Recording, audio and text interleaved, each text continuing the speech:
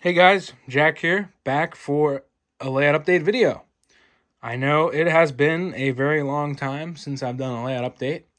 A lot of things have changed. I have made big progress, and I have also not made as much progress as I have liked, but I'm going to show you guys what I did here in this video.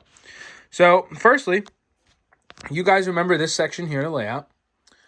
I did this road probably 3 or 4 times. I ended up ripping it up 3 or 4 times. I did not like it. So I have redone the road, and now I've actually used a spackling paste to redo the road.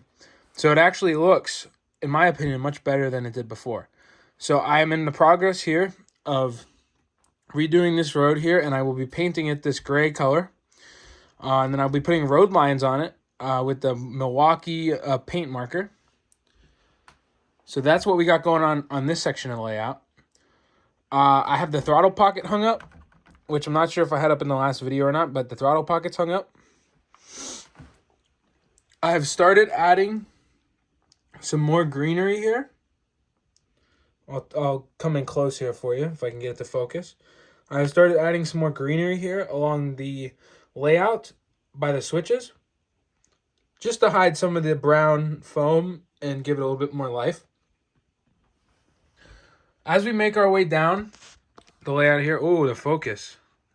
As we make our way down the layout here, you'll see that this building that was here is now moved. The big change here is that while this part of the layout has mostly stayed the same, the big change here is the new section of the layout, which I said in the last video that I'll be working on.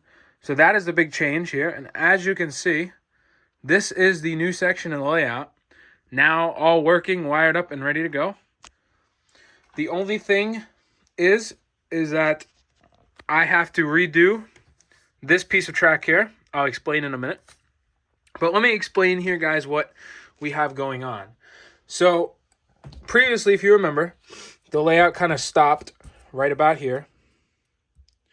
I did rip this piece of track out, and then I extended the layout down all the way to the windowsill here. So my reasoning for this was because this here above my desk was quite a bit of wasted space. And I figured, well, if I got, 3 more feet, I might as well extend onto the layout. So what we have going on here is this technically would be considered the main line. Looking down the layout, this is considered the main line. We have a switch off the main line here. So it goes into a curve switch and then another right-hand switch. These are Pico switches. My other section of my layout was Walther switches, so I decided to go with Pico this time. So we have a Pico right hand, another Pico right hand, and then we have it going straight into originally what I was going to make it as the engine house or car shop. It can be both. So we now have it going into the engine house and or car shop right off the main here. And then on this right-hand switch here, this is going to be my transload. It will take one car. However, I accidentally laid this track here. Oop, there was the focus again. I'm sorry about that, guys. I accidentally did lay this track here just a little bit too tight, so certain cars have some trouble getting around it. So that track will most likely get ripped up, and it'll get relayed just at slightly lesser angle here, just so that we can get more cars in there. So my plan is that, well, actually I have 2 plans here. The plan is that this is the engine house and or car shop. This is the transload facility. And then this switch here coming off the main goes into a curve switch, which is actually, this is a code 100 switch. But everything else on my layout is code 83. So this goes into a curve switch, and there's a back track and a front track. And then this comes out, as you can see a little farther here. I'm planning to put some kind of building of interest in here. I'm not too sure yet. So this back track here is what I call the interchange. That'll interchange to another railroad.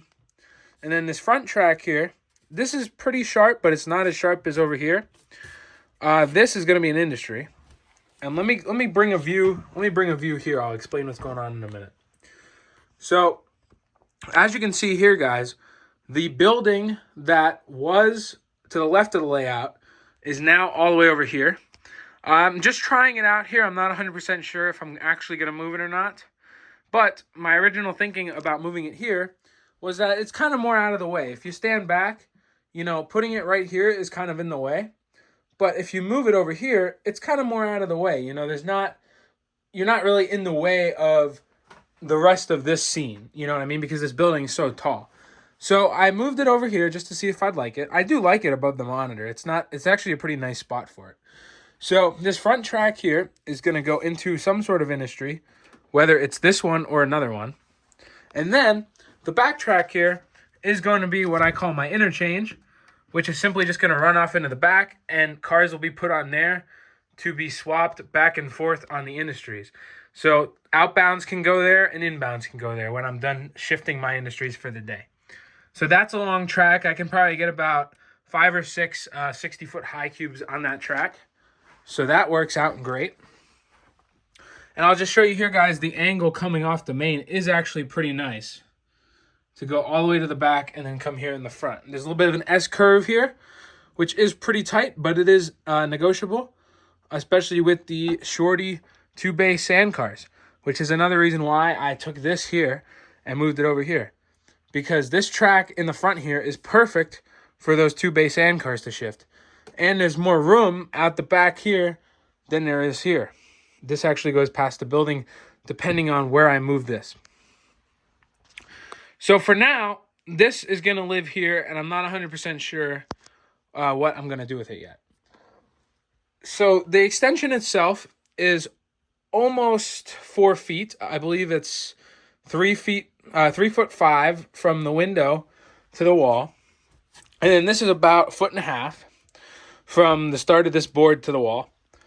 So this does allow me to have, it does allow me to have a bigger switching layout. It still is a point-to-point back and forth switching layout, which is what I wanted. But it does add some more operational interest because the main line is not as straight, even though it is curved. The main line is not as straight as it is, and it does kind of curve around and come to the other side. So it does give a breakup of the scene and does give some more operational interest. So that is good. So I'm not 100% sure what the plan is yet for this section, nor do I know what the plan is for this section. But now that I got the track down, I'm working on getting the kinks out of it, running trains on it and getting the kinks out of it. I'm then making progress from there. So this layout's very chill, very freelance, not really modeled after anything in particular. Just having a good time with it and just, playing trains. So the only other thing I wanted to mention is that this building, while it does fit better here, I was thinking about moving it here and then making this the transload. It would be a little bit smaller, but it would also allow me to fit 2 switching locomotives in here rather than just one on this track because of the wall. It would hang over this switch. So this track is slightly longer, so it would allow me to fit 2 switching locomotives in here rather than just one. So that was my only other consideration, was to move this building from that track to here. Of course, after I relay it, because it's going to have to most likely get relayed. This is a little bit too tight. Sorry, the focus, guys. There's a lot to focus on here. This is a little bit too tight, and I didn't realize that when I was laying it. But trial and error, that's how we get things done around here, guys. So yeah, that's pretty much it. This is the new section of the layout. I'm sorry that there hasn't been a video for a long time. I've been super busy. I also have something coming up that I have to get taken care of. So once I get that taken care of and recover from that, I'll be back working on the layout again, guys. So I do want to thank you all for watching.